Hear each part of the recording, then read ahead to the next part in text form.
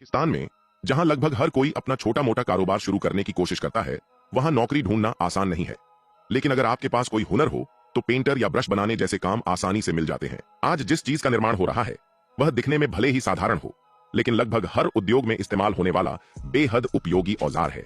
काम शुरू करने से पहले कच्चा माल तैयार किया जाता है। पैकिंग के डिब्बे इतने व्यवस्थित हैं कि इन्हें देखकर यह स्थानीय पाकिस्तानी उत्पाद कम और किसी चीनी फैक्ट्री की पैकिंग ज्यादा लगती है।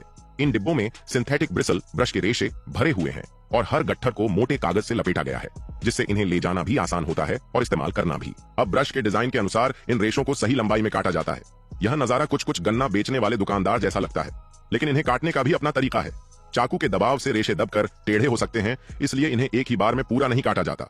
बीच बीच में दिशा बदलकर कई बार कट लगाने से सभी रेशे बराबर और साफ कटते हैं। साल 2024 तक पाकिस्तान में इस्तेमाल होने वाले लगभग 90% पेंट ब्रश के रेशे चीन के यांगजो से आते थे। उनकी गुणवत्ता अच्छी थी और कीमत भी कम थी, जिससे स्थानीय उद्योगों के लिए टिक पाना मुश्किल हो गया। इसके बाद स्थानीय कंपनियों ने एंटी डंपिंग जांच की मांग की और अंततः 34% एंटी डंपिंग शुल्क लगाया गया। इससे आयातित उत्पादों की बाजार हिस्सेदारी काफी कम हो गई। यह घटना एक दिलचस्प सीख भी देती है। अगर आप निर्यात करते हैं तो केवल सबसे सस्ती कीमत पर बेचने के बजाय ऐसा संतुलन रखें जिससे स्थानीय उद्योग भी टिक सकें और आपके व्यवसाय को भी बेहतर लाभ मिले। अतिरिक्त मुनाफे का कुछ हिस्सा कर्मचारियों के कल्याण पर खर्च करना भी एक अच्छा विचार हो सकता है। कटाई के बाद रेशों का रंग थोड़ा असमान दिखाई देता है, इसीलिए उन्हें रबर बैंड से बांधकर हाथों से अच्छी तरह रगड़ा जाता है ताकि अलग अलग रंग के रेशे समान रूप से मिल जाए। यह पारंपरिक तरीका आजकल बहुत कम देखने को मिलता है। आधुनिक फैक्ट्रियों में यही काम मशीनों और ऑटोमेटिक लाइन से किया जाता है, लेकिन जहां मजदूरी सस्ती हो वहां महंगी मशीनें खरीदना और उन्हें चलाने का खर्च हमेशा व्यावहारिक नहीं होता। इसके बाद हर गट्ठर का वजन किया जाता है। हर ब्रश में रेशों की मात्रा तय होती है, इसलिए पूरी प्रक्रिया मानकीकृत रहती है।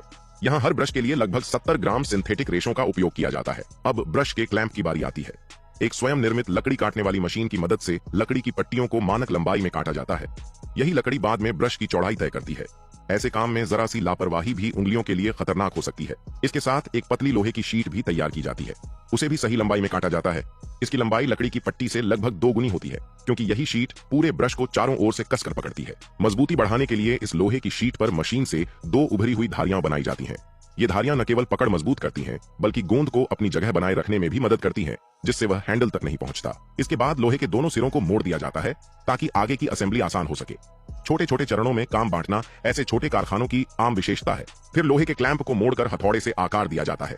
इसके बाद एक साधारण लीवर और गियर वाली मशीन की मदद से उसे बिल्कुल सीधा आयताकार रूप दिया जाता है। इस मशीन को चलाने के लिए 2 लोगों का तालमेल जरूरी होता है। भले ही इसमें ज्यादा मेहनत लगती हो, लेकिन जहां श्रम आसानी से उपलब्ध हो वहां यह कोई बड़ी समस्या नहीं मानी जाती। अब ब्रश की असेंबली शुरू होती है। लकड़ी की पट्टी को रेशों के बीच रखा जाता है और लोहे के क्लैंप से कस दिया जाता है। फिर गोंद तैयार करके क्लैंप के अंदर भरा जाता है। गोंद सूखने के बाद रेशे मजबूती से अपनी जगह पर स्थिर हो जाते हैं। इसके बाद ब्रश का हैंडल लगाया जाता है। हैंडल को मजबूत बनाने के लिए नेल गन की मदद से क्लैंप और हैंडल को आपस में जोड़ दिया जाता है। ब्रश में कुछ ढीले रेशे रह जाते हैं, इसलिए अंत में उसे एक इलेक्ट्रिक कंघी जैसी मशीन से साफ किया जाता है। इससे ढीले रेशे निकल जाते हैं और इस्तेमाल के दौरान ब्रश से बाल झड़ने की समस्या नहीं होती। सामान्य तौर पर यही ब्रश तैयार हो जाता है, लेकिन इस कार्यशाला में लकड़ी वाले हिस्से को आकर्षक लाल रंग में रंगा जाता है, जिससे उसका रूप और भी बेहतर दिखाई देता है। आखिर में उसे सुंदर पैकिंग में पैक किया जाता है।